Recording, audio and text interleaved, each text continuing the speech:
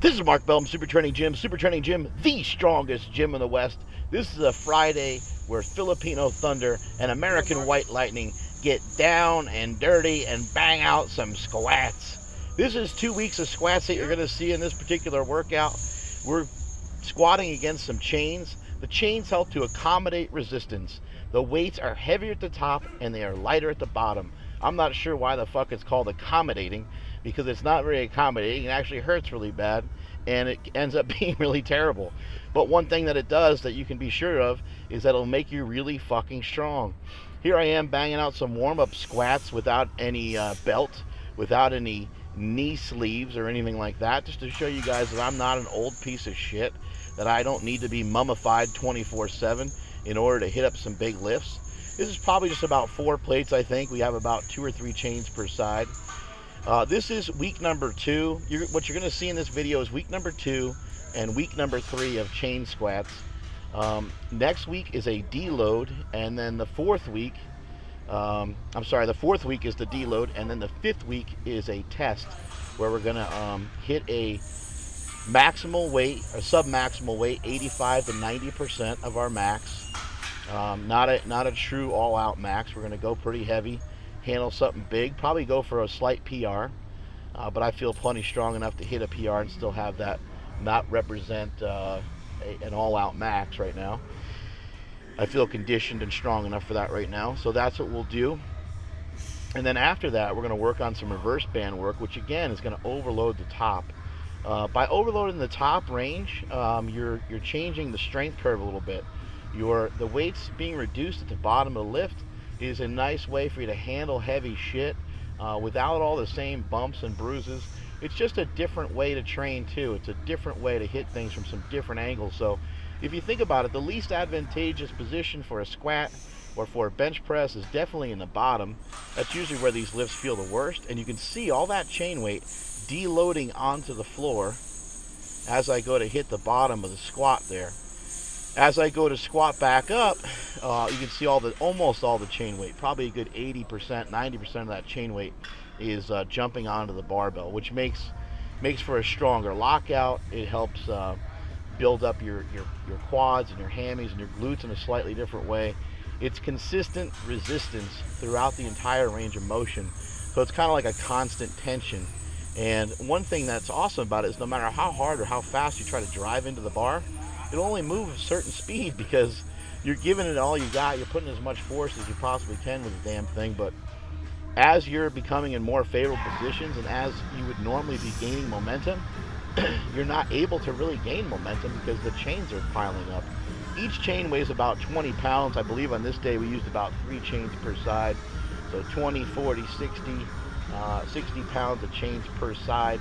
We have 1 fat chain in the bunch, which is about a 30-pound chain. So about 70 pounds of chains per side, equaling approximately 140 additional pounds. Now, we don't like to make a big deal out of how much chain weight or how much band weight is on the bar. We just use different bands and different chains and different amounts of chains rather than being so worried about the actual amount, because in the end, it doesn't really matter trying to equate the numbers over. I'm not a fucking accountant. I'm not a math professor, and that's not what I'm here to do. I'm not here to sit around and try to think about. Look at this camera work, unbelievable. It should have probably been edited out. There you get an idea of how the chains are set up. You see, they're not around the barbell. They're down very low, because these chains are only about 5 feet long, and then we kind of double them up, and we hook them together. You can hook them up whatever way you'd like, but you should have them set up so that in the bottom of the lift that you're doing, almost all the weight is deloaded. That's the proper way to set up chains. And the reason for that is very simple. It's just that it makes it that much more different from the bands when you train with bands. You could have the chain set up in a longer way. You could have more chain on the bar the whole time. But what we're really looking for is that the resistance goes from, let's say you have 400 pounds of bar weight on the bar. It goes from 400 pounds at the bottom to well over 500 pounds at the top. We're looking for a drastic difference between the bottom and the top of the lift, and so that's why we set our chains up the way that we set them up. Otherwise, you could just simply add more bar weight. Some people like to, really get into, why why the use of bands and chains, or is that West Side or whatever. All you need to know is that different methods work really well for a lot of different people over the years. And things like a box squat, things like bands, things like chains can be really beneficial. So why not try something different? Why not try something new? Don't be so scared of change that you can't advance. Don't be so afraid of change that you can't make improvements. A lot of times, staying in the same place and not making progress feels better than trying to change anything, because change is something that we all fear. We're all a little bit scared of trying to change up our routine or our program too much. This is a great day of lifting for Marcus and I. We've been training together on squats and on benches as well. We would be training together in deadlift, but Marcus has had kind of a hammy issue. But it's been really good for me to work with Marcus directly, because Marcus is just a tough bastard, and it's great to have somebody that has that mindset. He loves to squat too, and I like to squat too. It's not my best exercise. I think everybody just thinks that I love to bench since I can bench like a motherfucker. I don't necessarily love to bench. I'd rather squat or deadlift, to tell you the truth. But I do get a little bit of workout ADD when I'm squatting, and I don't like to squat for that long. I don't like to do that many sets. I can definitely get, admittedly, I can get very laxed with it, and I can not put as much into my squats as I put into my bench, and sometimes put into my deadlift. And so that's a big reason why the squat kind of lags behind. The deadlift lags behind because I probably just train too hard on it sometimes. I really love deadlifting. It's probably my favorite exercise. But what I'm learning is that if I can simply just train everything the way that I train my bench, I'll be a lot stronger and a lot better off for it. You notice that we're doing about 4 reps on this day on each set. 5 reps on this day, I should say. Doing about 5 reps on each set. I think we did about 5 to 5 with this particular weight, and we kept the weight about the same the whole time. I don't think we changed the weight at all on this particular day. The amount of weight that you use, everybody wants to make a big deal about percentages and all these different things, and those things can be important, and they're great markers, especially for a newer lifter. But just really judge it on a scale of 1 to 10, and most of the time, you should be in a 6 to 7 range to make progress, to be able to get stronger. There's Marcus with a pause. I thought he was going to die. But to make progress, he should be riding it out in a 6 or a 7 most of the time. 4 chains per side. Each chain's about 20 pounds. We got one fat bastard in there that's 30 pounds. We got about 465 pounds of bar weight. And the next lifter up is Filipino Thunder. The crowd goes wild. Thunder, thunder, thunder. You can see we have about 465 pounds of bar weight on there. We have 4 chains per side. Again, the chains are about 20 pounds a piece. We have one chubby chain on there. It's about 30 pounds. You can do the math on it. Like I said, we don't really care about it too much, about how much is on there.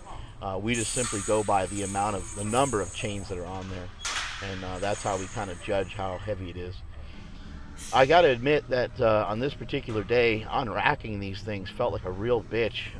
That's the one thing that I'm interested to see the benefits of, is going from the chains back to straight weight, which this week is a deload and we're going to straight weight. Then the following week is, as I mentioned earlier, where we load up and go for a heavy lift. I'm interested to see the difference in my lower back. I know that a lot of you guys have probably experienced this before, where you unrack the weight, you unrack 400, 500, 600 pounds, and you immediately feel defeated. You're like, holy shit, I feel every bit of that weight in my shoulders and every bit of that weight in my lower back.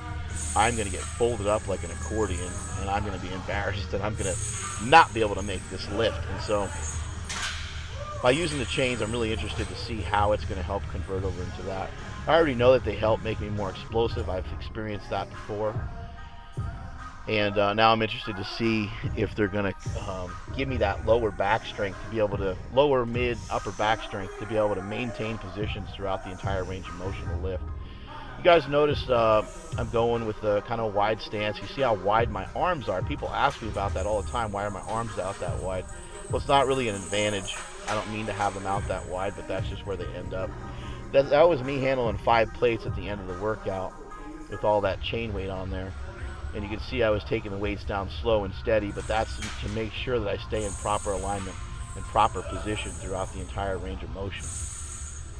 It ended up feeling like a real bitch on this particular day. It ended up getting real heavy at the end there, but that single felt really powerful and really strong. Here I am banging out some grip work. Watch how pathetic this is. 10. That was supposed to be for 10 seconds. That didn't quite work out. This next one I do for 10 seconds. Only 585, but I'm That was pitiful. I had a half-second count. I'm a bitch. Make sure you subscribe to the channel. Make sure you put your comments below. Here's the last set. I hold it for about 6 or 7 seconds. Make sure you subscribe and make sure you're checking it out. If you're not watching 10, Super Training 9, 06, then you have no 8, life. If you are watching 7, Super Training 06, 6, then you have no life. 5, Strength is never a 4, weakness, and that is it from 3. Super Training Gym. Little baby. There we go. Straighten my hand out.